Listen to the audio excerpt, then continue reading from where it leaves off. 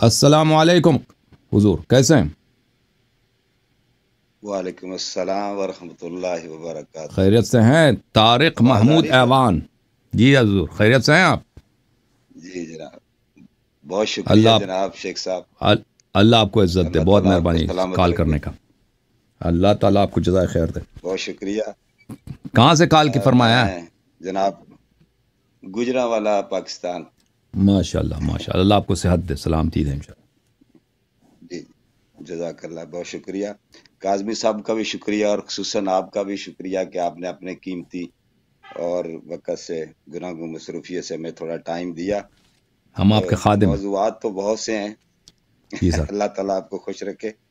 پہلے تھوڑے سے 1-2 منٹ تمہیدی گفتگو ہے، اس کے بعد آپ سے کچھ سوالات ہیں، کچھ ایسی باتیں ہیں جو آپ سے ہم استفادہ حاصل کرنا چاہیں گے۔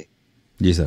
تو نہ تو کوئی مناظرہ ہے، ہم تو اس قابل نہیں ہیں، ہم تو آپ جیسے علماء اور ایسے اہل علم و دانش سے سیکھتے ہیں، اور یہ ہے تھوڑا سا ریسرچ قسم کا دماغ ہے، جس جی پر سر۔ طرف لگ جاتے ہیں، تھوڑا اس کی بارے تحقیق ضرور کرتے ہیں۔ تو جی سر۔ میں ذرا یہ نوٹس پہلے دے دینا چاہتا تھا کہ میرے جو کچھ اشکالات، کچھ سوالات ہی ہوں گے، میں آپ سے کوئی مناظرے کی نیت سے نہیں حاضر خدمت ہوا۔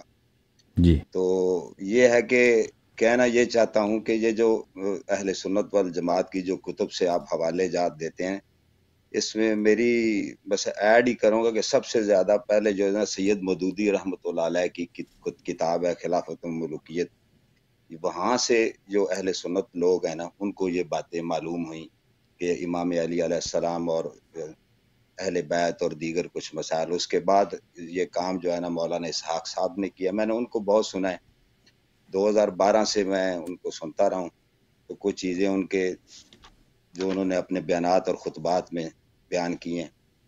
تو اس کے بعد آپ کو ایک مہینے سے جانتا تو میں آپ کو بہت پہلے سے ہوں، یہ علی الحسن سے میں نے سنا تھا، یہ علی الحسن صاحب سے بھی میری گفتگو ٹیلی فون پہ ہوتی رہی ہے۔ تو میں اس طرح تحقیق کے سلسلے میں ہی کچھ چیزیں آپ نے بیان کی، آپ کو بڑی 1 مہینے سے میں نے بڑا کنٹینیوسلی سنا ہے۔ تو میں چاہوں گا کہ سب سے پہلے آپ سے نا آغاز جو ہے نا، وہ چونکہ عقیدہ توحید ہے، اس پہ آپ نے گفتگو فرمائی ہے، اس کے کچھ سوال آپ سے اس کے جی بارے سر۔ وضاحت، تو جی اجازت بسم ہے؟ اللہ بسم اللہ بسم اللہ۔ جزاک اللہ، ماشاء اللہ۔ تو عقیدہ توحید کے بارے میں آپ نے ایک دوست سے ادھر گفتگو کر رہے تھے، ڈیبیٹ ہو رہی تھی کہ آپ استغاثہ کے بارے میں فرما رہے تھے کہ یہ اور مدد یا علی مدد، اس کو لے کر بات ہو رہی تھی۔ جی سر۔ تو آپ نے اس میں بتایا تھا کہ جو جتنی بھی جو مخالف فریق تھا وہ پیش کر رہا تھا آیات قرآنی، حوالہ جات تو قرآن سے، تو وہ آپ کہہ رہے تھے کہ یہ بتوں کے لیے۔ تو میرا سوال یہ تھا کہ جو یا جاننا چاہوں گا کہ جو مشرکین مکہ ہیں، کفار جو ہیں، جی ان کا شرک کیا تھا؟ جبکہ میں ایک آیت آپ لکھ لیجئے گا، سورت ہے یونس، قرآن پاک کا پارہ ہے 11واں۔ تو جی توحید سے بات کریں گے، اگر جتنا آپ کی ذرا نوازی ہوگی کہ جتنا ٹائم مجھے دیں گے، مجھے جی کوئی نہیں ہے، مجھے آپ سے بات کر کے خوشی ہو رہی ہے، تو وہ آپ کے پاس جتنا ٹائم بڑی لائن ہوگی، مجھے یہ بھی احساس ہے۔ تو جی سر۔ میں مختصر کرتا ہوں، سورت یونس آیت نمبر 31 ہے۔ آپ تو اس میں اللہ تعالیٰ اپنے پیارے حبیب سے ارشاد یعنی حکم فرما رہے ہیں، کل یعنی اے میرے پیارے محبوب پوچھیں ان سے۔ تو وہ اگر آپ نکال لیتے تو آیت اگر آپ کہتے ہیں تو میں ادھر پڑھ میں دیتا ہوں، نکال یا لیتا ہوں، آپ پڑھ اگر لیں آپ کے تو۔ سامنے سورہ یونس آیا نمبر 31، ہاں میں دکھا لیتا ہوں۔ جی تو وہ ذرا پڑھیں گے آپ، تو میرے سامنے تلاش میں کرنے میں پڑھوں گا، تھوڑا ٹائم زیادہ لگے گا۔ جی میں پلیز نکال آپ لیتا ہوں۔ نکال لیجیے۔ یونس 208۔ کل اعوذ باللہ من الشیطان الرجیم۔ کل من یرزق، اعوذ باللہ من الشیطان الرجیم، بسم اللہ الرحمن الرحیم۔ جی بسم اللہ پڑھیے گا۔ آپ پڑھیں کوئی بات نہیں، میں بھی پڑھ سکتا ہوں، آپ پڑھیں۔ اچھا بسم نہیں، اللہ میرے سامنے پوری آیت نہیں ہے، آپ اوکے، میں پوری آیت کل پڑھ من لیتا ہوں، یرزقکم، ہاں کل میں من نکال لوں۔ من یرزق۔ اچھا جی 20 ہے پلیز۔ یہ۔ اعوذ باللہ من الشیطان الرجیم۔ قل من يرزقكم من السماء والأرض أم من يملك السمع والأبصار ومن يخرج الحي من الميت من الميت ويخرج الميت من الحي ومن يدبر الأمر فسيقولون الله فقل أفلا تتقون صدق الله العلی العظیم. جی آیا صدق اللہ العظیم. جی جی اس میں اس کی ذرا تشریح فرما دیجیے گا کہ اس میں اللہ تعالیٰ یعنی مشرکین مکہ جو ہے اللہ کو الہ مانتے ہیں، تو باوجود الہ مان کے یعنی اللہ تعالیٰ کہہ رہے ہیں اے پیارے حبیب پوچھ ان سے کہ یہ زمین و آسمان کا یعنی کہ جو بھی مفہوم پیش کر رہا ہوں کہ مالک کون ہے، رزاق کون ہے، کائنات کا مدبر کون ہے، تو یہ آگے سے یہ خدا اللہ رب العزت فرماتے ہیں کہ یہ تمہیں جواب دیں گے کہ اللہ یعنی اللہ ہے. تو یہ اللہ کو ماننے کے باوجود بتوں کو جو پوجا کرتے تھے، تو بتوں میں نے جو سنا ہے یا جو میرے ناقص علم کے مطابق اس میں انبیاء کے بھی وہ کرتے تھے اور کچھ ملائکہ تھے ان کی بھی وہ مطلب ان کو الہ یا ان کی عبادت کرتے تھے. تو اس میں ان کا شرک کیا تھا؟ اگر وہ ان کا شرک یہ تھا بھائی، ابھی میں بتاتا ہوں ان کا شرک کیا تھا. وہ یہ تھا کہ وہ بتوں کی پوجا کرتے تھے، وہ ان کو اپنا معبود سمجھتے تھے. ان کا ایک چھوٹا معبود ہے اور ان کا ایک اصلی معبود ہے. جیسا ابھی جو آپ کے ہندوستان میں بھی اس طرح کے ہندو ہیں جو ان کا عقیدہ یہ ہے کہ ایک بھگوان ہے ہمارا اور ایک مثلا مختلف خدائیں ہیں. ایک کوئی مثلا پانی کا خدا ہے، کوئی آگ کا خدا ہے، کوئی رزق روٹی دینے والا بھگوان ہے، اور ایک جو ہے ان سب کا بھگوان ہے. سب کا ان کا بھی یہ اسی طرح عقیدہ ہے. تو ان کا بھی یہ سب مشرکین کا عقیدہ ایک جیسا نہیں تھا. ان میں سے بعض کا عقیدہ یہ تھا کہ ایک اللہ ہے جو ان سب سے بڑا ہے، پر ان کے اللہ کے جو ہیں اللہ کے اور بھی شرکا ہیں کہ ان کی وہ پوجا کرتے تھے، ان کے لیے وہ نظر و نیاز کرتے تھے، ان کی وہ سامنے سجدے کرتے تھے اور ان کو اپنا خدا کہتے تھے، ان کو الہ کہتے تھے. یہ قرآن مجید میں بہت سارے مختلف مقامات میں کہ یہ اپنے خداؤں کو الہ بولتے تھے کہ یہ بھی خدا ہیں. ایک وہ جو خالق زمین و آسمان ہے وہ بھی اللہ ہے، ٹھیک ہے نا. تو ان کا شرک یہ تھا. جہاں تک انبیاء کا تعلق ہے تو انہوں نے کچھ ماضی میں جو انبیاء گزرے تھے یا اچھے لوگ گزرے تھے ان لوگوں نے ان کی تمثال بنائی تھی، ان لوگوں نے ان کے مجسمے بنائے تھے، بت بنائے تھے. ان بتوں کے سامنے وہ سجدہ کرتے تھے، ٹھیک ہے نا، سجدہ کرتے تھے. تو یہ ان کا شرک تھا کہ وہ غیر اللہ کو اللہ مانتے تھے اور اللہ کے شریک مانتے تھے، اور یہ شرک ہے، ٹھیک ہے نا. اس کا مسلمانوں کے عقائد سے کوئی تعلق نہیں ہے کہ مسلمانوں کا عقیدہ کیا ہے. جو لوگ وہابیت کو مانتے ہیں وہ الگ بات ہے. جو مسلمان، یہ صرف شیعوں کا عقیدہ نہیں ہے، پورے عالم اسلام کا یہ عقیدہ ہے کہ آپ رسول پاک صلی اللہ علیہ وسلم سے خطاب بھی کر سکتے ہیں، ان سے طلب بھی کر سکتے ہیں. کہ رسول پاک صلی اللہ علیہ وسلم سے اگر ہم طلب کرتے ہیں، مثلا نماز میں ان کو سلام کہتے ہیں، السلام علیک ایھا النبی صلی اللہ علیہ وسلم، یا ان سے اگر ہم کوئی چیز طلب کرتے ہیں تو اس نیت کے ساتھ نہیں. اگر کوئی یہ کہہ دے کہ وہ چھوٹا بھگوان ہے تو وہ بلا شک مشرک ہے. اگر کسی شخص کا یہ نیت ہے کہ میں پیغمبر صلی اللہ علیہ وآلہ وسلم سے استغاثہ کرتا ہوں اس نیت کے ساتھ کہ وہ ایک چھوٹا خدا ہے، اللہ بھی ایک اللہ ہے اور ایک اس کا چھوٹا خدا ہے، مثلا رزق و روزی دینے والا یہ بھگوان ہے یا ایک چھوٹا اس خدا کا شریک ہے، تو بھی اس کے مشرک ہونے میں شک ہی نہیں ہے. کوئی نہیں کہتا وہ مشرک ہے. آپ ابھی میں آپ کے سامنے بیٹھا ہوں نا، مجھ سے بھی آپ کوئی چیز اس نیت کے ساتھ طلب کریں کہ میں بھگوان ہوں، میں خدا ہوں، میں کوئی الہ ہوں، تو وہ فرق نہیں کرتا. اب میں سامنے بھی ہوں، آپ مشرک بن جائیں گے. تو آپ کسی بھی غیر اللہ کو اللہ کہہ دیں، اللہ کا شریک بنائیں تو وہ شرک ہے. تو اگر یہ نیت نہیں ہے، ہم کہتے ہیں رسول صلی اللہ علیہ وسلم عبدہ و رسول، اللہ کا بندہ ہے، لیکن اللہ تعالیٰ نے ان کو کرامات معجزات دی ہیں. عیسیٰ ابن مریم علیہ السلام کے کرامات تھے، معجزات تھے، مردے کو زندہ کرتا تھا، ٹھیک ہے نا. اگر ہم عیسیٰ ابن مریم سے مانگتے طلب کرتے کہ یہ میرا والد صاحب ہے، آپ یہ وفات ہو گئی، میں چاہتا ہوں آپ کو زندہ کریں، اگر وہ چاہتے زندہ کر لیتے، بھائی کر سکتے تھے. اگر انہوں نے زندہ مانگے، ہم نے ان سے طلب کیا، انہوں نے زندہ کیا یا نہیں کیا الگ بات ہے، لیکن یہ شرک نہیں ہے. یہ شرک نہیں. ہم اگر عیسیٰ سے یہ طلب کرتے اس زمانے میں اگر ہم ہوتے، ٹھیک ہے نا. اب عیسیٰ سے بڑے ہمارے نبی ہیں، اور مرنے کے بعد اس طرح نہیں ہے کہ نبی صلی اللہ علیہ وسلم وفات کے بعد ان کے معجزات ان سے چھینے گئے، ان کے کرامات ان سے چھینے گئے، ان کے خوارق عادات ان کے پاور نہیں ہے. ابھی اس طرح نہیں ہے. جس طرح وہ دنیا میں ہمارے سامنے جب تھے وہ نبی تھے، آج بھی نبی ہیں. آج بھی رسول ہیں، آج بھی صاحب معجزات ہیں، آج بھی اللہ سے ان کا وہی قرب ہے، بلکہ ان کا قرب ہر لحظہ ہر آن بڑھتا جاتا ہے، اللہ تعالیٰ ان کے مقامات کو ہر لحظہ ہر آن بڑھاتا جاتا ہے۔ تو نبی کریم صلی اللہ علیہ وسلم ہم سے پیار بھی کرتے ہیں، وَبِالْمُؤْمِنِينَ رَءُوفٌ رَحِيمٌ حَرِيصٌ عَلَيْكُمْ مَا عَنِتُّمْ عزیز علیہ ما عنتم حریص علیکم وبالمؤمنین رؤوف الرحیم۔ وہ ہم سے رؤوف الرحیم ہے، نہایت رأفت رکھتے ہیں، نہایت نرم دل ہیں۔ اگر ہم ان سے کوئی چیز طلب کریں تو اس میں شرک کیوں شرک ہو؟ شرک تو وہ ہے، وہ شرک کا مطلب کیا ہے کہ وہ آپ غیر اللہ کو اللہ بنا دیں۔ وہ بتوں کی جو پوجا کرتے تھے وہ اس کو خدا مانتے تھے، ٹھیک ہے نا؟ جی آپ کوئی حکم ہے تو میں سننے کے لیے تیار ہوں۔ جی جناب سر، اس میں یہ دیکھیں کہ کچھ چیزیں ہیں نا کہ کہاں تک کیا ہم ان سے استغاثہ کر سکتے ہیں، ایک نمبر ایک، اور دوسرا یہ ہے کہ اس کے اوپر کیا دلیل کیا ہے، قرآن سے یا کوئی نص سے ہے کوئی دلیل کہ نبی کریم، یہ تو آپ نبی کریم صلی اللہ علیہ وسلم سے نیچے آ جاتے ہیں نا، ہمارے پاکستان میں اولیاء اور دیگر جی اولیاء کو چھوڑیں۔ اب بات یہ ہے کہ دیکھیں تو پھر یہ شرک نہیں ہے، شرک کے لیے دلیل چاہیے نا۔ اگر کوئی چیز شرک ہے پھر یہ شرک نہیں ہے۔ آپ کہتے ہیں اب شرک نہیں ہے، اگر یہ مان لیا کہ شرک نہیں ہے، اب یہ کیا یہ جائز ہے یا نہیں ہے، ٹھیک ہے نا؟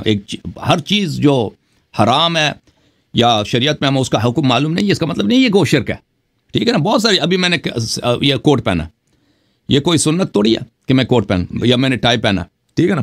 لیکن اس کا مطلب نہیں یہ شرک ہے۔ یہ ہو سکتا ہے کہ مثلا یہ حرام ہو سکتا ہے یہ مکروہ ہو سکتا ہے جائز ہو، لیکن شرک ایک اسپیسیفک کیٹیگوری ہے، ایک اسپیسیفک مقولہ ہے۔ تو پھر اب شرک کا اطلاق اس پہ نہیں ہو سکتا، کوئی دلیل ہے ہی نہیں کہ یہ آپ غیر اللہ سے طلب کریں یہ شرک ہوگا، یہ شرک نہیں ہے۔ شرک وہ ہے کہ آپ غیر اللہ کو اللہ بنا دیں۔ اچھا اب کیا یہ جائز ہے یا نہیں ہے، دوسری الگ سوال ہے، ٹھیک ہے نا؟ اگر یہ سنت ہے یا نہیں ہے، تو مذہب اہل بیت علیہم الصلاۃ والسلام میں، مذہب اہل بیت علیہم الصلاۃ والسلام زندگی میں تو کوئی نہیں پوچھتا نا، جب تک نبی صلی اللہ علیہ وسلم زندہ تھے، حیات طیبہ میں سامنے تھے، اس میں تو کوئی عیب نہیں ہے۔ ہم پیغمبر کے پاس جائیں، یا رسول اللہ صلی اللہ علیہ وسلم ہمارے فرزند مریض ہے، بیمار ہے، آپ اپنے خاک کے پاس اس کو شفا دے دیں۔ بخاری کی حدیث ہے کہ انہوں نے فرمایا کہ بلے ان تراب ارضنا، یہ بخاری کی روایت ہے، ان تراب ارضنا بریقۃ بعضنا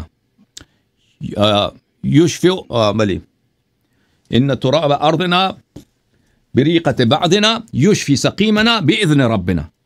یہ بخاری کی حدیث ہے کہ ہماری زمین کی خاک ہماری لعاب دہن سے جب مل جائے ہمارے بیمار کو، اگر مجھے مل جائے میں آپ کو دکھا دوں، یہ بخاری کی روایت ہے، اس کو شفا دے دیتا ہے۔ اچھا تو اگر وہ زندگی میں ان کے پاس جاتے نا کہ آپ ہمیں اب لعاب دہن سے آپ لگا دیں میرے چہرے پہ، میرے آنکھ پہ لگا دیں، یا میرا بیٹا بیمار ہے کچھ کر دیں، اگر وہ کرتے یا نہ کرتے ان کی مرضی ہے بھائی، وہ ضروری نہیں ہے کہ وہ ہماری بات مان لیں، اگر نہ بھی کر لیں کوئی شرک نہیں ہے جب تک وہ زندہ ہے، ٹھیک ہے نا؟ اس میں تو یہ تو سب کا اجماع ہے، یہ تو کوئی نہیں کہتا ہے شرک ہے۔ نبی صلی اللہ علیہ وسلم کے پاس جائیں، ہم کہہ دیں کہ بھائی اگر ہم اس زمانے میں ہوتا ہے، بھائی بڑا فقیر ہوں، پیسے نہیں ہیں، کچھ ہے اگر آپ کے پاس مال دنیا مدد کر سکتے ہیں، وہ بھئی ایک پوری دے دیں، مجھے آٹا دے دیں یا پیسے دے دیں، درہم دینار دے دیں، تو اس میں کوئی شرک نہیں ہے۔ اب بھی کافر کے پاس بھی جائے نا، ابھی میں کافر کے پاس جاؤں، کافر سے مانگوں کہ بھائی آپ اگر ہیلپ کر سکتے ہیں ہیلپ کر دو، وہ کوئی ہیلپ، یہ کوئی شرک نہیں ہے۔ تو بہرحال زندہ کے لیے تو کوئی نہیں کہتا۔ اب مرنے کے بعد یہ کوئی حدیث نہیں ہے بھائی کہ نبی صلی اللہ علیہ وسلم کے مرنے کے بعد یہ حرام بن جاتا ہے یا مکروہ بن جاتا ہے، یہ کوئی آیا نہیں ہے، کوئی حدیث کچھ بھی نہیں ہے کہ کوئی کہہ دے کہ یہ حرام بن جاتا ہے۔ شرک تو دور کی بات ہے، یا مکروہ بن جاتا ہے۔ اچھا یہ جہاں تک ہمارے بھائیوں کا تعلق ہے ان کی کتابوں کا، ان کی کتابوں میں اتنی زیادہ باتیں نہیں ہیں کہ اس کیونکہ زیارات کی، دیکھیں ہمارے ہاں جو مذہب اہل بیت علیہ السلام ہے، ایک بہت زیادہ روایات ہے زیارت کے آداب، کہ آپ نبی صلی اللہ علیہ وسلم کے بارگاہ میں جائیں، امیر المؤمنین علی علیہ السلام کے بارگاہ میں جائیں، امام حسین علیہ السلام یا اہل بیت طاہرین علیہ السلام کے بارگاہ میں جائیں تو کیسے کس ادب کے ساتھ زیارت کریں، بہت تفصیل کے ساتھ ہے، اور مختلف طریقے ہیں کہ مثلا کتنے دن پہلے آپ روزے رکھنا شروع کر دیں، راستے میں آپ کے جب جا رہے ہیں تو آداب سفر کیا ہیں، اور وہاں جب پہنچ جائیں تو کس طرح آپ وہاں پہ غسل کریں جانے سے پہلے، اور سفید کپڑے پہنیں، اور پھر کس ادب کے ساتھ وہ دائیں پیر پہلے داخل کریں، وہ بہت زیادہ تفصیل کے ساتھ بیان کی گئی ہے۔ اور ہمارے یہ سب روایات ہیں، اس طرح نہیں ہے کہ علماء کے اجتہاد ہیں، نہیں، سب احادیث ہیں، روایات ہیں۔ اب مخالفین کے کتب میں جب جاتے ہیں نا، اس میں کچھ بھی نہیں ہے، بخاری مسلم میں کچھ بھی نہیں ہے زیارت کے متعلق۔ زیارت کے آداب کے مطابق ہمارے کتب میں بہت زیادہ ہے.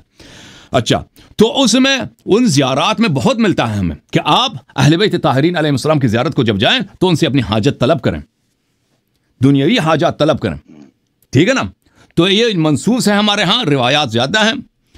تو مذہب اہل بیت میں یہ چیز ثابت ہے. اس کے علاوہ جو بقیہ مسلمین ہیں وہ کوئی ان میں سے کوئی نہیں کہتا سوائے وہابی ابن تیمیہ کے ماننے والے کہتے ہیں یہ شرک ہے. باقی کوئی نہیں کہتا کہ آپ طلب نہیں کر سکتے نبی صلی اللہ علیہ وآلہ وسلم سے. آپ کے یہ بریلوی حضرات, صوفیہ حضرات, حنفی, ماتریدیہ, اشاعرہ, مالکیہ یہ سب جائز سمجھتے ہیں سوا صرف حنابلہ, اور وہ بھی حنبلی حضرات ابن تیمیہ کے بعد انہوں نے اس کو شرک قرار دیا. باقی سب اس کو جائز سمجھتے ہیں. ہمارے ہاں اس کے نصوص بہت ہیں, اور علی الحسن وغیرہ آئے تھے ادھر, میں نے انہوں نے طلب کیا تھا, میں نے اس کے نصوص بھی دکھائے تھے, احادیث بھی دکھائے تھے. جی ہاں میں آگے چلتا ہوں. جی سر بہت شکریہ. میں ذرا تھوڑے سوال زیادہ. جی اب شرک کے متعلق میں ایک اضافہ کروں, ایک نقطہ شرک کے متعلق. ایوان صاحب دیکھو عزیز, یہ جو شرک, یہ جو کہتے ہیں نا شرک مثلا یہ مولوی اسحاق وغیرہ, یہ خود لوگ بری طرح کے شرک میں مبتلا ہیں, کیونکہ یہ سب کہتے ہیں کہ اللہ تعالیٰ قیامت کے دن نظر آئے گا. یہ سب کہتے ہیں اللہ تعالیٰ قیامت کے دن اسی آنکھ سے نظر آئے گا, اور وہ اپنا پیر بھی جہنم وغیرہ میں ڈال دے گا. تو اس کا مطلب کیا ہے؟ اس کا مطلب یہ ہے کہ اللہ تعالیٰ نستجیر باللہ نستجیب, یہ تو پہلے قرآن کے خلاف ہے. لا تدرکہ الابصار وہو یدرک الابصار وہو اللطیف الخبیر. لا تدرکہ الابصار, آنکھیں اس کو نہیں دیکھتی, وہو یدرک الابصار, وہ آنکھوں کو دیکھتا ہے, وہو اللطیف الخبیر, وہ چھوٹی باتوں کو جانتا ہے, لطیف بہت ہی باریک چیزوں سے آگاہ ہے, اور وہ ہر چیز کو جاننے والا ہے. پہلی بات یہ قرآن کے خلاف. دوسری بات, جو چیز آنکھ سے نظر آتی ہے اس کا مطلب وہ سامنے ہے, وہ کسی خاص جہت میں ہے, کسی خاص ڈائریکشن میں ہے. اگر کسی چیز خاص ڈائریکشن میں نہیں ہے سامنے, نہیں نظر نہیں آئے گا. اور جو بھی چیز آپ کے سامنے ہے کسی خاص ڈائریکشن میں ہے, اس کا مطلب ہے کہ وہ اجزاء سے بنی ہے. اجزاء ہوں گے, دیکھ اجزاء ہوں گے تو آپ ہوں گے, آپ کا ہاتھ ہوگا تو آپ ہوں گے, آپ کا یہ ہاتھ ہوگا, یہ سر وغیرہ ہوں گے تو ہوں گے. یہ کتاب ہے بھائی, یہ کتاب ہے, ٹھیک ہے نا. یہ کتاب, اس کے صفحات ہوں گے, اس کے تمام اجزاء ہوں گے تو یہ کتاب ہوگا, ٹھیک ہے نا. جو بھی چیز اجزاء سے بنی ہے, اجزاء وہ ان اجزاء کا محتاج ہے, وہ اس محل کا محتاج ہے, وہ اس چیز کا محتاج ہے جس نے اس اجزاء کو جمع کیا ہے. یہ بہت ہی عقلی بات ہے. جیسے 2 اور 2 4 ہوتے ہیں نا, 2+2 is 4. اب دنیا میں کوئی بھی شخص, ہاں جو بھی شخص توجہ کرے اس بات پہ کہ 2 اور 2 4 ہوتے ہیں. تو جو لوگ کہتے ہیں کہ اللہ تعالیٰ نظر آتا ہے, تو اللہ تعالیٰ, یہ تو آپ نے اللہ کو مخلوق بنا دیا, پر اس کا خالق کون ہے؟ یہ تو خالق کون نہیں ہو سکتا, اس کی اپنی خالق ہونی چاہیے, اس کی اپنی آغاز ہے, اس کی اپنی انتہا ہے. اب جسم دیکھیں, جسم کا پہلی خاصیت کیا ہے؟ جسم اپنے اجزاء کا محتاج ہوتا ہے, محل کا محتاج ہوتا ہے. محل کا بنانے والا وہ نہیں ہو سکتا, کیونکہ محل ہوگا تو یہ ہوگا نا. اللہ اگر جسم ہے, وہ جگہ ہوگا, وہ آسمان جہاں بھی وہ جگہ ہوگا تو وہ ہوگا. اس جگہ کا بنانے والا وہ نہیں ہو سکتا, کیونکہ وہ خود وہ خود اپنے وجود کے لیے اس مال کا محتاج ہے. تو پھر اس کا پتہ یہ چلا کہ وہ خود مخلوق ہے, وہ خود محتاج ہے, اس کا اپنا خالق ہے. جو لوگ ہمیں شرک, یہ سب جماعت مخالفین کا اس مسئلے پہ اجماع کہ وہ اللہ کو نظر آئے. یہ صرف مذہب اہل بیت علیہ السلام اور معتزلہ کا, معتزلہ بھی ہمارے ساتھ اس مسئلے پر ہیں کہ اللہ تعالیٰ نظر نہیں آئے گا روز قیامت. اللہ تعالیٰ نہ دنیا میں نظر آ سکتا, نہ قیامت میں نظر آ سکتا, کبھی نظر نہیں آئے گا اللہ تعالیٰ. اور جو بھی نصوص ہیں وہ قابل تعویل ہیں. اچھا, تو یہ خود بدترین شرک میں مبتلا ہیں کہ اللہ تعالیٰ کو وہ ایک جسم سمجھتے ہیں. اور جسم, پہلی شرط کیا ہے؟ ہر جسم مخلوق ہے, ہر جسم محتاج ہے, ہر جسم کا خالق ہونا چاہیے. وہ زمین و آسمان, جسم زمین و آسمان کا خالق نہیں ہو سکتا جسم. کیوں؟ اجسام, دیکھیں اجسام کی طاقت یہ ہے کہ ہمیں یہ کتاب ہے بھائی, اگر کوئی چیز نہ ہو میں کتاب نہیں بنا سکتا. میں کوئی چیز آپ مجھے دیں گے نا, مواد دیں گے, مٹیریل دیں گے, میں اس مٹیریل سے ایک کتاب بنا سکتا ہوں. میں مٹیریل کا مثلا لکڑ سے یا دوسرے اجزاء سے, میں ان کا, انسان کے پاس کیا قوت ہے کہ اس کے ہم تبدیل کر سکتے ہیں شکل صورت, کتابی صورت دے سکتے ہیں, ہم دے سکتے ہیں. چائنا, امریکہ, رشیا, فرانس, یہ سب جمع ہو جائیں, ذرہ نہیں بنا سکتے. عدم سے ذرہ نہیں بنا سکتے, نہیں بنا سکتے. وہ ذرے کو چینج کر سکتے ہیں. آپ ان کو دے دیں نا, لوہا دے دیں, لوہے سے وہ کیا بنائیں گے؟ انگوٹھی بنائیں گے. لوہے سے گاڑی بنائیں گے, لوہے سے مائکرو فون بنائیں گے. یہ مختلف اشیاء کے اشکال بدل سکتا ہے انسان, بنا نہیں سکتا, خلق نہیں کر سکتا. یہ سب جسمانی اجزاء ہیں. جسم کی محدودیت یہ ہے کہ وہ دوسرا جسم نہیں بنا سکتا, وہ جسم کے اشکال کو بدل سکتا. تو جو جسم ہے وہ زمین و آسمان کا خالق بھی نہیں ہے. اور پھر جسم خود حادث ہے, ہر جسم حادث ہے. اس کی دلیل اور جگہ پہ میں کبھی آپ کو بتاؤں گا کہ اس کا اپنی ابتدا ہے. جسم ازلی نہیں ہو سکتا, ابدی نہیں ہو سکتا, اس کی اپنی ابتدا ہے. تو جو لوگ دیکھو شیعوں کو کہتے ہیں کہ تم شیعہ غیر اللہ سے طلب کرتے ہو, یہ شرک ہے. سبحان اللہ, یہ کیوں شرک ہو بھائی؟ غیر اللہ سے طلب کرنا کیوں شرک ہو؟ کیوں ہم اگر غیر اللہ کو اللہ مانیں یا اللہ جیسا مانیں, اس کو چھوٹا بھگوان چھوٹا اللہ مانیں تو شرک ہوگا. وَإِلَّا ہم نبی کو نبی مانتے ہیں, یہ شرک. لیکن تم خود اللہ کے متعلق کیا کہتے ہو؟ تم نے خود اللہ کو ایک جسم بنا دیا, ختم بات. تم خود مجسم ہو, اور مجسمے کے کیا احکام ہے؟ وہی ہے کہ جسم کبھی اللہ نہیں ہو سکتا, خالق کون نہیں ہو سکتا. جی بسم اللہ, مزید بولیں. ان بریکٹ چھوٹا سا اسی کو چھوٹا سا سوال ہے, وہ مختصری جواب. لا تدرک الابصار جو آپ نے آیت کا حوالہ دیا ہے شیخ صاحب, اس میں پیارے حبیب معراج شریف کا واقعہ ہے. تو کیا نبی اکرم صلی اللہ تعالی علیہ وسلم کے بارے جو کچھ ہمارے ہاں یہ جو عقیدہ ہے پایا جاتا ہے کہ آپ نے حضور اللہ رب العزت خالق کائنات کا دیدار فرمایا ہے, تو کیا ائمہ اطہار جو ہیں علیہ السلام تو اور آپ کی رائے جاننا ما کذب الفؤاد ما رأى, دیدار کیا ما کذب الفؤاد ما رأى ولقد جی, کہ دل نے جو دیکھا وہ جھوٹ نہیں تھا. وہ جبرائیل علیہ السلام کے دیدار تھا. جبرائیل کی جو اصلی شکل صورت ہے, جبرائیل جب نبی صلی اللہ علیہ وسلم کے بارگاہ میں آتے تھے نا, وہ اپنے ظاہری شکل, وہ انسان کی صورت میں یا اور شکل میں آتے تھے. اصلی شکل صورت جبرائیل کا جو بڑا خوبصورت ہے, بہت ہی, وہ اور طرح کا ہے. اس کے پر کیسے کتنے پیارے ہوں گے اس کا شکل صورت علیہ السلام.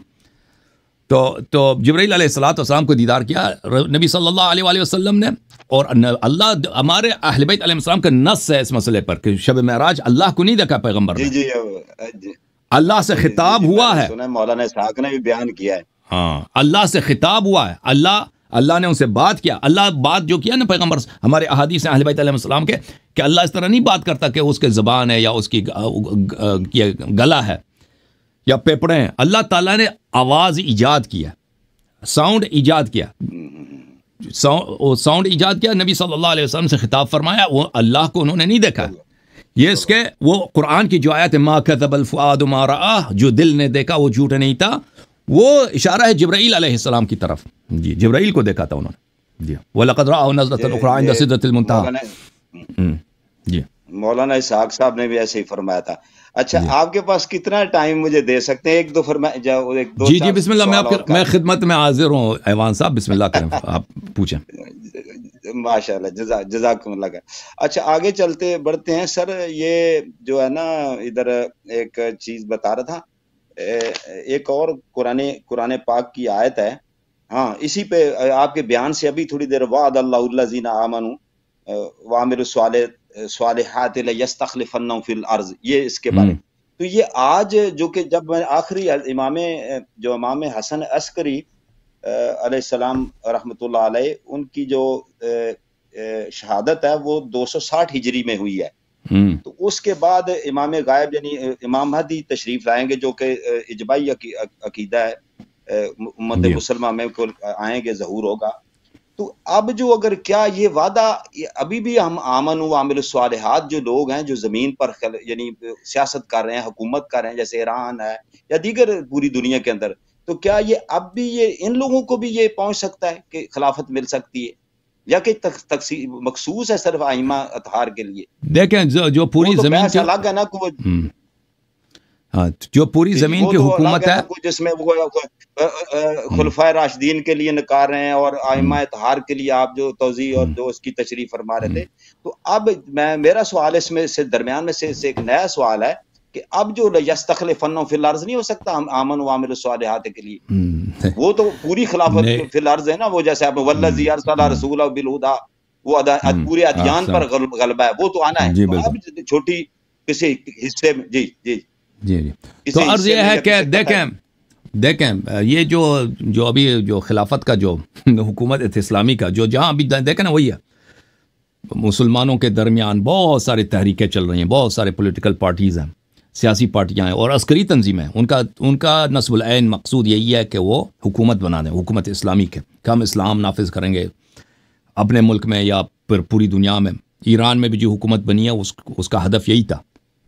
خمینی صاحب نے جو انقلاب کیا ہے کہ اسلام جو ہے ایک جامع دین ہے، اس میں حکومت کے احکام ہے، اور اس میں ہم شاہ ایک فاسق آدمی ہے، شاہ ایک سیکولر آدمی ہے، اسلام خطرے میں ہے، ہم اسلام کو بچانے کے لیے اور مسلمانوں کی عزت بچانے کے لیے ہم اس اسلامی ملک میں اسلامی حکومت بنائیں گے، اور پھر اس کو دوسرے ملکوں میں بھی بنائیں گے۔ صرف انہوں نے کہا تھا کہ صرف ایران میں نہیں، دوسرے ملکوں میں بھی بنائیں گے۔ تو یہ جو باتیں ہو رہی ہیں یہ سب کے سب، اس کا کوئی ریشہ اسلام میں، قرآن میں، سنت میں نہیں ہے۔ کیونکہ دیکھیں جو بھی چیز آپ بنائیں گے نا اسلام کے نام پر، اس میں اسلام کے احکام ہونے چاہیے۔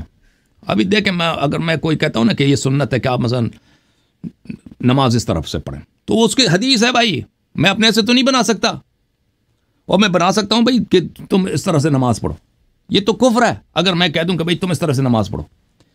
کوئی حدیث، کوئی روایت، کوئی سنت، کچھ بھی نہیں، ایسے میں بنا دوں، یہ کوئی کر سکتا ہے بھائی؟ نہیں کر سکتا۔ تو اسی طرح میرے محترم ناظرین اس بات کو اچھی طرح سے یاد رکھیں کہ حکومت اسلامی کے جو احکام ہیں، جو قوانین ہیں، وہ نہ شیعہ کے پاس ہے نہ جماعت مخالف، کسی کے پاس نہیں ہے۔ یہ وہ چیپٹر ہے اسلام کا، سنت کا جو مفقود ہے، یہ کسی کے پاس نہیں ہے۔ یعنی آپ بخاری، مسلم، مسند احمد، سنن ترمذی اس میں سے نکال دیں جو حکومت کے احادیث ہیں، کچھ بھی نہیں ہے، کچھ بھی نہیں ہے، سوائے 2-3 حدیث کے خلفاء قریش سے ہوں گے، خلفاء کی طاعت کرو چاہے وہ فاسق بھی کیوں، اس کے علاوہ کچھ بھی نہیں ہے۔ حکومت کے لیے ہزاروں قانون ہوتے ہیں۔ اب حکومت پاکستان ہے، کتنے قانون ہیں اس کا، اللہ جانتا ہے کہ کتنے قانون ہیں۔ اس میں آپ کے پاکستان کا آئین ہے کہ پاکستان کی حکومت کا سربراہ کون ہوگا؟ صدر ہوگا، اس کے بعد وزیر اعظم ہوگا، صدر کس طریقے سے بنے گا، وہاں پہ سینٹ ہے، وہاں پہ پارلیمنٹ ہے، وہ ہر ایک کے قانون ہے، ایک ایک کر کے۔ اب اس پہ کوئی عمل نہیں کرتا اور بات ہے، لیکن اس آئین بھی ہے، قانون، آئین کے علاوہ قانون بھی ہے، اور وہ قانون بنائے گئے۔ وہ سب قانون کہاں سے لائے گئے؟ یورپ سے لائے گئے، برطانیہ سے لائے گئے، اور اس کو بعض جگہوں پہ انہوں نے چینج کیا۔ وہ اللہ سسٹم وہی ہے پاکستان کا جو برطانیہ کا ہے، برطانیہ کا پارلیمانی نظام انہوں نے یہاں پہ شامل کیا، ٹھیک ہے نا۔ ایران میں بھی جو سسٹم ہے وہ کہاں سے لے کے آئے؟ وہ فرانس سے لے کے آئے تھے۔ خمینی صاحب جب فرانس میں تھے تو ان کے ساتھی تھے ایک بہت ہی معروف آدمی، ڈاکٹر حسن حبیبی نام تھا ان کا، وہ فرانسیسی زبان جانتے تھے۔ ان کو انہوں نے ڈیوٹی دی تھی کہ تم قانون لکھ دو، ہمارے لیے آئین لکھ دو، تم مجتہد تم ہو، امام تم ہو، ولی فقیہ تم ہو، تم اس کو بولتے ہو۔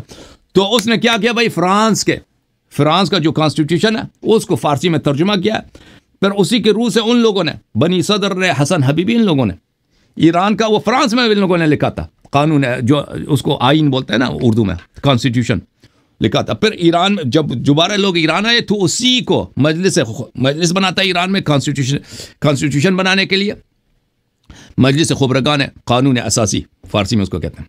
اس کا صدر تھا آیت اللہ منتظری، اس کا نائب صدر تھے آیت اللہ بہشتی۔ تو ان لوگوں نے اسی کو کچھ چینجز لائے تھے اس میں، وہی اس کا ڈھانچہ وہی ہے، فرانس والا ہے، لیکن وہاں پہ تبدیلی یہ لائی ہے انہوں نے کہ وہاں پہ بولے آیت فقی کو بھی اس نے داخل کر دیا۔ لذا حکومت کے 4 سال کے انتخابات ہونے چاہیے یا 5 سال بعد ہونے چاہیے، مثلا صدر کس کے ہاتھ میں ہو، صدارت کس طرح انتخاب ہوگا، یہ کوئی اس کا قانون اسلام میں نہیں ہے، یہ سب مفقود ہے۔ اور یہ قوانین صرف اور صرف اہل بیت علیہ السلام کے پاس ہیں، اور اللہ تعالیٰ نے صرف امامت اور حکومت کا حق اہل بیت علیہ السلام کو دیا، اس لیے انہوں نے کبھی 2 لوگوں کے لیے بیان نہیں فرمایا۔ انہوں نے اپنے شیعوں کو ہمیشہ یہ کہا کہ تم ہمارا انتظار کرو، جب ہماری حکومت بنے گی تو ہم خود حکومت بنائیں گے، تو ہم بنائیں گے، ہم آپ کو دکھائیں گے۔ اور انہوں نے اپنے شیعوں کو، آپ شیعہ کتب ہے نا وسائل الشیعہ وغیرہ وغیرہ، اس میں ایک چیپٹر بھی نہیں ہے کہ حکومت کیسے بنائی جاتی ہے، کہ کچھ بھی نہیں ہے۔ ہمارے جو مجتہد حضرات ہیں، میں ان کے طریقہ کار سے اگری نہیں کرتا، لیکن ان کے پاس بھی یہ مسئلہ اجماعی ہے۔ اجازت دیں بس 1 منٹ، ان کے پاس بھی اجماعی ہے کتاب۔ ابھی بس میں 30 سیکنڈ مجھے دینا۔ ہمارے مجتہدین کے جو کتابیں ہیں، مثلا کتاب جواہر ہے، کتاب اللہ آپ کا بھلا کرے، کتب شہید اول ہیں، شہید ثانی ہیں، کتاب علامہ حلی کے بہت سارے کتابیں فقہ میں، محقق حلی، اس میں ایک چیپٹر بھی نہیں ہے کہ یہ حکومت اسلامی کا ڈھانچہ یہ ہے، اس طرح حکومت اسلامی بنے گی۔ اس حکومت کے صدر کے یہ اختیارات ہیں، وزیر اعظم کے یہ اختیارات ہیں، خلیفے کے، کچھ بھی نہیں ہے، سب مفقود، کچھ بھی نہ شیعہ کے پاس ہے نہ مخالف، کسی کے پاس نہیں ہے بھائی۔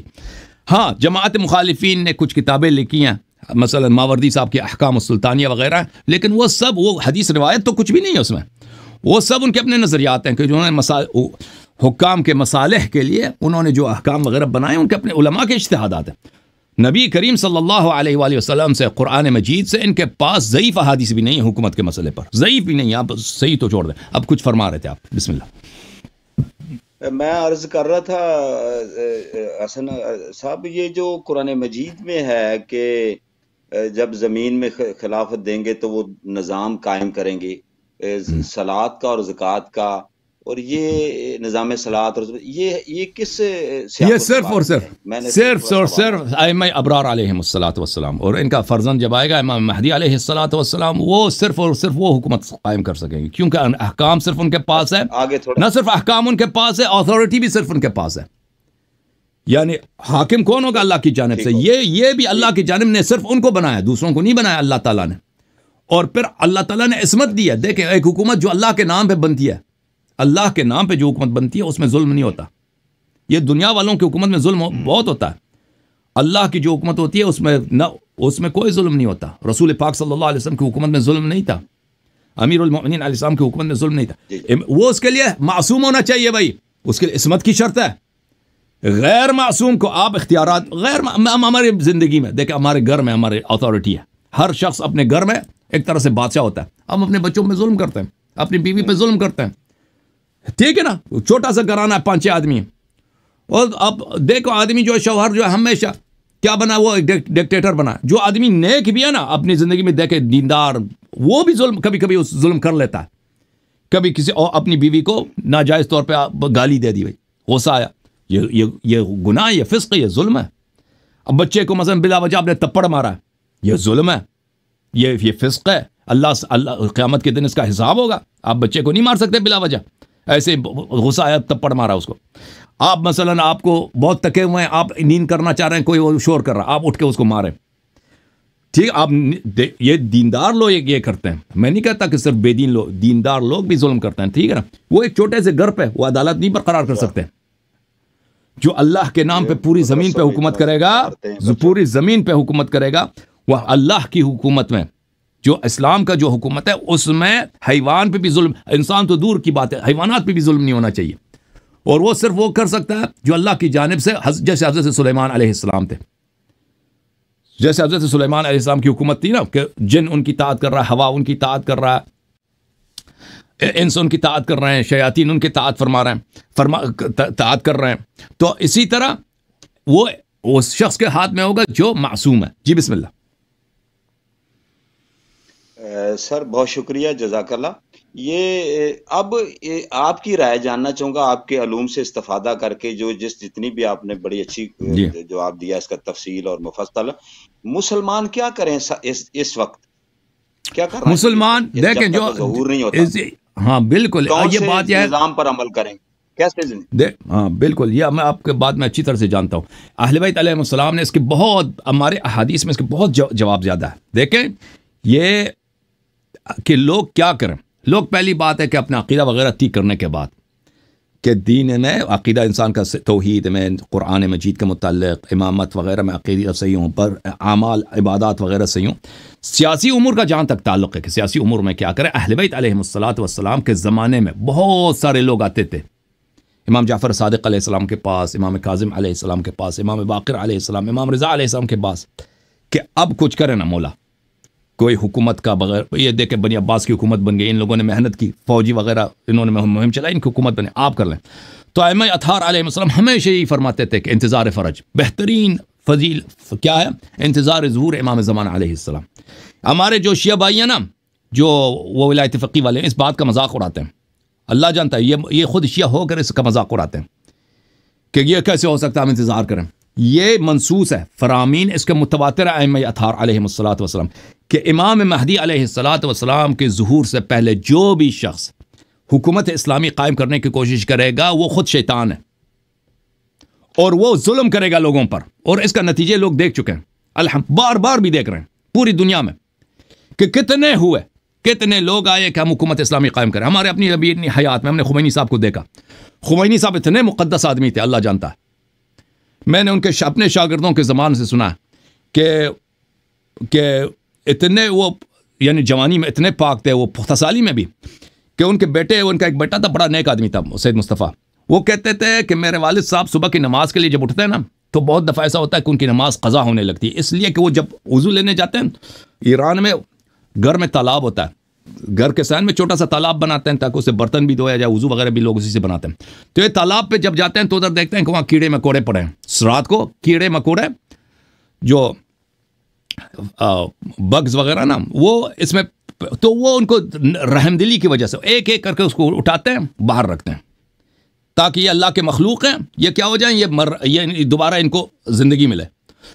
تو وضو کرنے میں اتنی دیر لگاتے ہیں, پھر وہ آسمان جو ہے وہ سورج نکلنے لگتا ہے, پھر یہ آ کے کبھی کبھی ایسا بھی ہوتا ہے کہ یہ قریب ہو جاتا ہے کہ ان کی نماز فوت ہو جائے اسی مہربانی کی وجہ سے. تو یہ اتنے نرم دل آدمی تھے, اللہ جانتا ہے ان کی کتب آپ کی دیکھیں انہوں نے جوانی میں لکھی ہے کہ وہ کس طرح مثلا کس طرح موعظے کی کتب انہوں نے لکھی ہے. یہ میں نے بہت سارے علماء سے دیکھے ہیں ان کے کہ یہ خمینی صاحب جب موعظہ کرتے تھے نا حوض علم قم میں, لوگ ان کے موعظہ لوگ کے سن لوگ زار و قطار روتے تھے.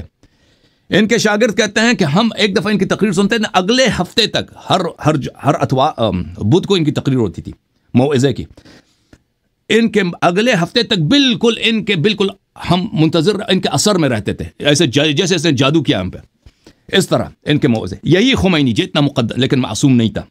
جب یہ حاکم وقت بنا نا اتنے بے گناہ لوگوں کو اس نے پھانسی دیا, اتنے جن کو اس نے وعدہ دیا تھا کہ میں آپ کو میری حکومت بنے میں آپ کو نہیں چھوڑوں گا, انہیں ایک ایک کر کے اس نے پھانسی دیا. ان کے نوجوانوں پہ اس نے ہزاروں کی تعداد میں بے گناہ لوگ, یہ اس کے اتنے زیادہ ہیں اس کی بات کہ کوئی حد ہی نہیں ہے. کیونکہ امام معصوم علیہ السلام نے فرمایا کہ جو بھی شخص آئے گا اسلام کے نام پہ حکومت قائم کرنے کی کوشش کرے گا وہ ظلم کرے گا, وہ نہیں کر سکے گا, انصاف نہیں کر سکے گا. خمینی صاحب آئے, دنیا نے دیکھا کہ ہزاروں کی تعداد میں ایران میں بہت اتنے لوگ ہیں بھائی دین سے پھر گئے اسی وجہ سے کہ اتنا جو مقدس آدمی تھا اسلام کے نام پہ اس نے ہمارے ساتھ کیا کیا. اور آپ دیکھتے ہیں مثلا ضیاء الحق تھا, اس نے اسلام کے نام پہ کیا تماشے اس نے کیا, یا مثلا داعش ہمارے سامنے ہم نے اپنی زندگی میں دیکھا, طالبان ہم نے اپنی سامنے دیکھا, اسلام کا جو انہوں نے بدنامی کیا. اللہ آپ کا بلا کرے سعودی عرب میں کہ ہم یہ اسلامی حکومت ہے بادشاہ کا وہ کہ یہ جو عیاشی دنیا کی یہ کرتے ہیں, اپنے عوام پہ یہ ظلم کرتے ہیں, کفار کے سامنے یہ کتے کی طرح یہ رکوع سجود میں مصروف ہیں. تو بہرحال آپ دیکھتے ہیں. تو عرض یہ ہے میرے عزیزوں کہ حکومت اس وقت تک کیا کریں, ہم دنیا میں اچھے کام بہت ہیں, دنیا میں اچھے کام بہت ہیں. آپ فقیر آپ دین کی خدمت کریں, کوئی ضروری نہیں ہے کہ ہم اسلامی تحریک چلائیں کہ ہم حکومت بنائیں تاکہ ہم ظلم کریں لوگوں پر. آپ امر بالمعروف نہی عن المنکر کریں, آپ لوگوں کو دین کی طرف بلائیں, آپ دین کے احیاء کریں.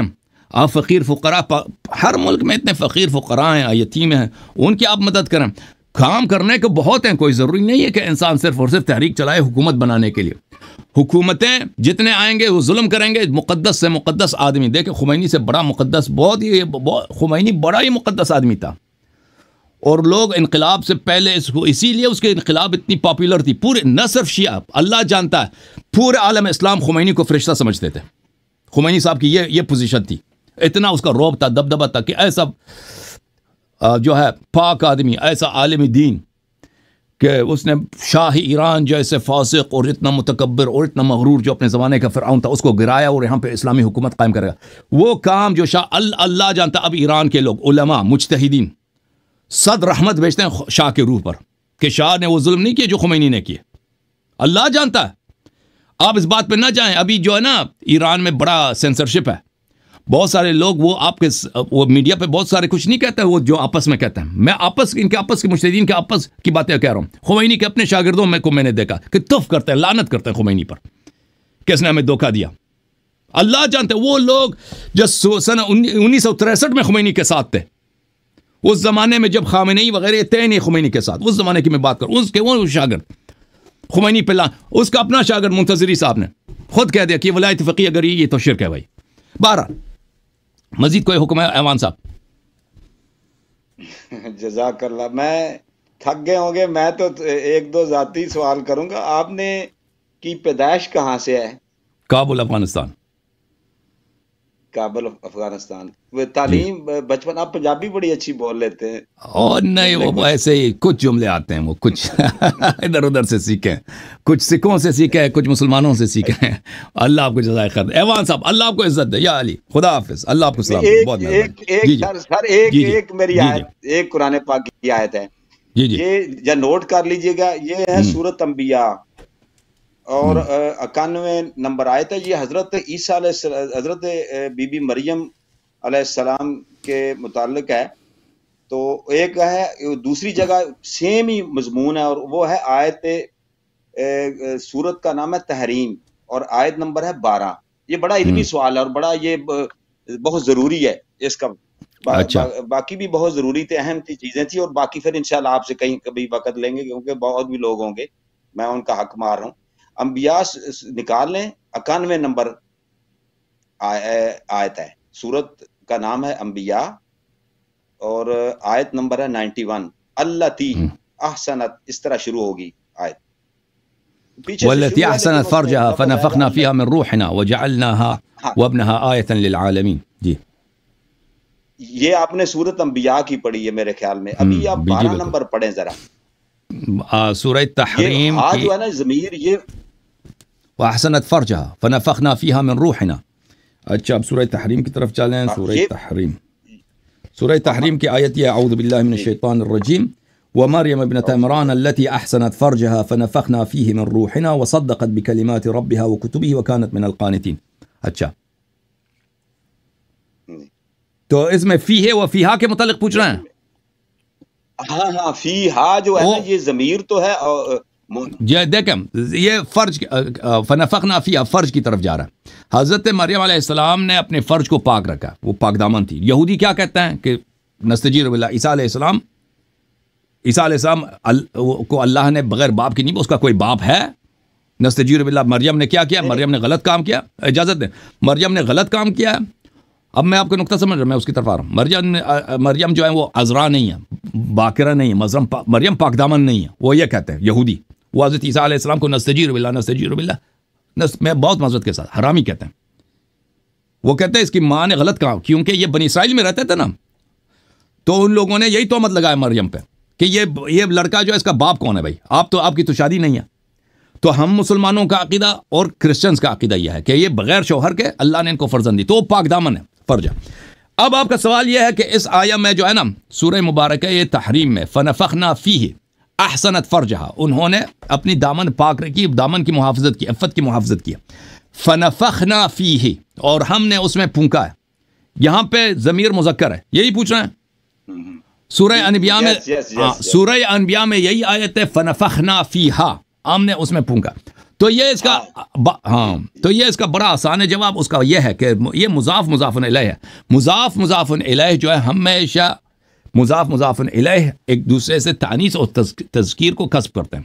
مثلا قرآن مجید کی آیت ہے ان رحمت اللہ قریب من المحسنین. ان رحمت اللہ، رحمت کیا ہے بھائی؟ رحمت مؤنث ہے، رحمہ مؤنث ہے. رحمت اللہ قریب، یہ ہونا چاہیے قریبتن، لیکن قریب من المحسنین. اب یہ کیوں آیا؟ کیونکہ یہ قریب جو ہے، رحمت جو ہے مضاف ہے، اللہ مضاف الیہ. یہ اللہ کے لیے ہمیشہ اللہ مذکر نہیں ہے. اللہ جسم ہی نہیں ہے بھائی، وہ نسجیر والا جانور ہی، مذکر مؤنث تو جانوروں کی ہوتی ہے. تو یہ جو ہے لیکن لفظ میں وہ ہمیشہ مذکر ہوتا ہے. تو یہ تذکیر جو ہے مضاف نے مضاف الیہ سے کسب کیا، اسی لیے ہم نے کہہ دیا ان رحمت اللہ. اگر آیا یہ ہوتا نا، اگر کوئی قرآن کے علاوہ، کیونکہ قرآن کے الفاظ تو وہی ہیں جو لکھے ہیں، ہم چینج تو نہیں کر سکتے، لیکن اگر ایسے کوئی کہہ دے رحمت اللہ قریبتن، اللہ کی رحمت آپ سے قریبہ ہے، یہ غلط نہیں ہے، یہ صحیح ہے. قریبن بھی کہہ دے، یہ بھی صحیح ہے، کیونکہ مضاف الیہ سے تذکیر یعنی ذکوریت، مذکر کا مذکریت اخذ کر لیتا. یہاں پر بھی فنفخنا فیہا جہاں پر ہے کہ وہ مریم علیہ السلام کی جو فرج ہے، مریم علیہ السلام کی جو فرج ہے، اس میں فرج لفظ فرج جو ہے کس کی طرف اضافہ ہے؟ ہا کی طرف. ہا کون ہے؟ مریم ہے. تو وہاں سے تانیث کسب کیا. اور جہاں یہاں پر ہے فنفخنا فیہ من روحنا، سورہ تحریم میں ہے. تو یہاں پر کیونکہ لفظ فرج اس میں علامات تانیث نہیں ہے. لفظ فرج کیا جیسے بھلے لفظ فرج ہے جیسے مثلا کتاب وغیرہ, اس میں کوئی علامت تانیث نہیں ہے, تو لفظ کے لحاظ سے یہاں پہ آپ مذکر بھی لا سکتے ہیں, وہ کوئی فرق نہیں پڑتا اس سے, دونوں سے ہی ہیں. اوکے اوکے, اللہ آپ کو عزت دے ایمان صاحب, اللہ آپ کو جزائے خیر دے آپ سے انشاءاللہ اللہ آپ کو جزائے خیر دے. میں آپ کا بہت شکر گزار ہوں آپ, اور اللہ آپ کو عزت دے.